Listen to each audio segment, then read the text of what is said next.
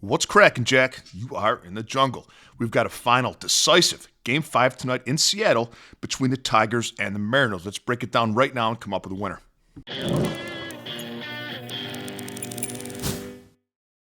Greetings, everybody. Welcome back to the show. And for joining us for the first time, welcome to the jungle. We're going to come up with a winning side in Game 5 between the Tigers and the Mariners. And I'm going to leave a link for you in the comments section. Just one link today. There's no $5 favorite play of the day in the MLB. Because I only have one bet in this game, I'm giving it to you free here on YouTube. So the link is to become a Jungle member. And for as little as 55 cents a day, you can become a Jungle member and get my full betting card. All sports, text to your phone every single morning. You also get access to our members-only Discord and a direct line to me if you'd like me to opine on any other bet that you're considering placing. We have a free weekly trial. Take it for a test spin and see if it's for you. Today's video is brought to you by Outlier.bet, the top name in sports betting research, and by Red Lobster. Join us at our Harris, Delaware location November 3rd for a meet and greet with everyone's favorite Delaware gangster, Corn Pop. Corn Pop was a bad dude. So this isn't going to be a long video. There's just a few points that I want to hit on in this decisive Game 5. Now, the Mariners have hit Tarek Skubal very well this season.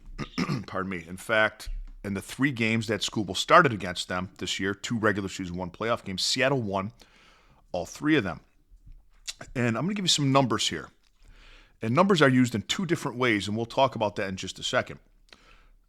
The Seattle bullpen in the postseason has an ERA of 6.35, a whip of 1.29. Detroit's bullpen has an ERA of 3.56 and a whip of 1.09. It's been much better. And when we say bullpen in the postseason, that means any relief pitching. That includes starters coming in, of course. So when the ball's been turned over from the starter, the Detroit bullpen, anyone coming out of there has been much better. Seattle is batting .219 in this series. 16 runs scored, slugging .387. Detroit's batting .217, very close. 18 runs scored and slugging .362. All 3 of those numbers are very close offensively, the average slugging, the runs scored. Detroit, of course, up in the biggest one, the run scored.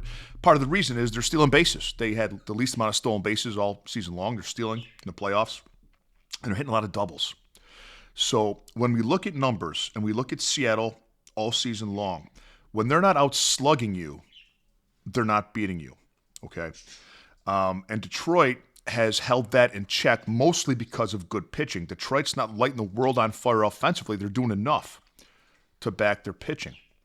And starting pitching-wise, we have Skubal and George Kirby.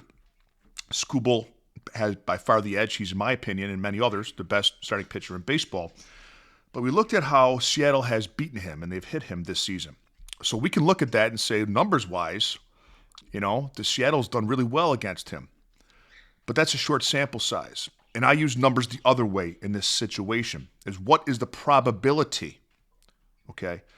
What's the probability in a larger sample size that the best pitcher in baseball is going to lose to the same team 4 times in a row, go 0-4? And that probability is less to me. I think Skubal gets the job done here. They've got the advantage with him over Kirby. And when things are turned over to the bullpen, Detroit still maintains the advantage based on probability, based on numbers. Okay.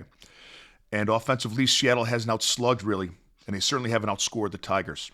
So that's my play here, and I think it should be yours as well. Take the Detroit Tigers on the money line, and I'll see you tomorrow with a little more money in your pocket.